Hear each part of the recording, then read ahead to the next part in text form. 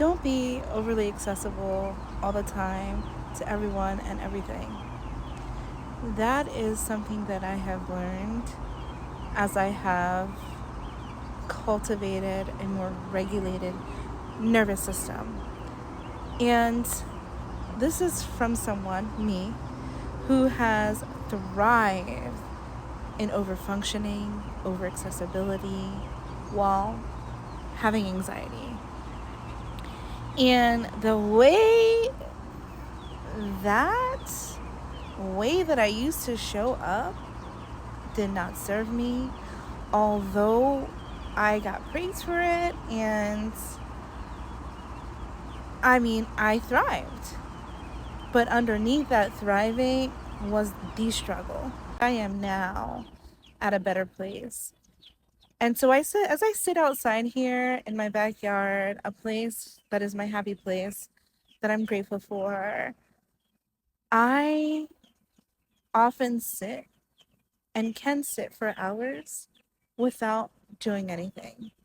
And yes, I got my garden girly situation going on, which requires work, but it's good work. It's work that helps me lose track of time. It's work that, you know, putting my feet on the grass and grounding and just walking around and smelling and touching and seeing and witnessing the universe around me in my backyard, through my backyard.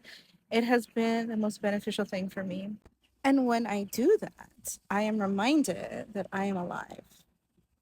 I am blessed that I have come through some dark times. Um, I that I'm grateful for. I'm navigating life on life terms, messy and everything in between. But I'm reminded that I'm actually good. That nervous system regulation, it has taken time. Um, but this is one of the ways that has helped me quite a bit in the last few years.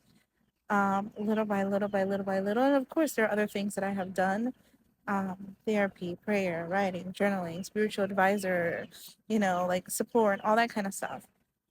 But I have learned that I deprive myself when I'm overly accessible. So sometimes you got to miss that call, miss that text, put it on pause, not see that person, say no, in order to say yes to you. And I'm loving that for me. I'm loving that for me right now in this season of my life because it has allowed me to have greater capacity for the things that I love. And so I encourage you to think about in the 80s, in the 90s, in the 2000s, like when people needed to reach you, they had to wait and nobody died. And so for me right now, I am in that same way operating. People can wait.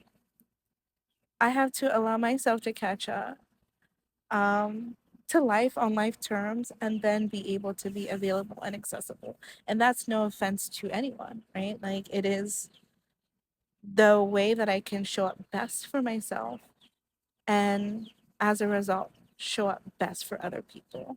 So if you are someone who has masked in a way that you have overfunctioned, over overly committed, been overly accessible, take the time to slow down, do the work to learn how to give back to yourself because that is the true wealth.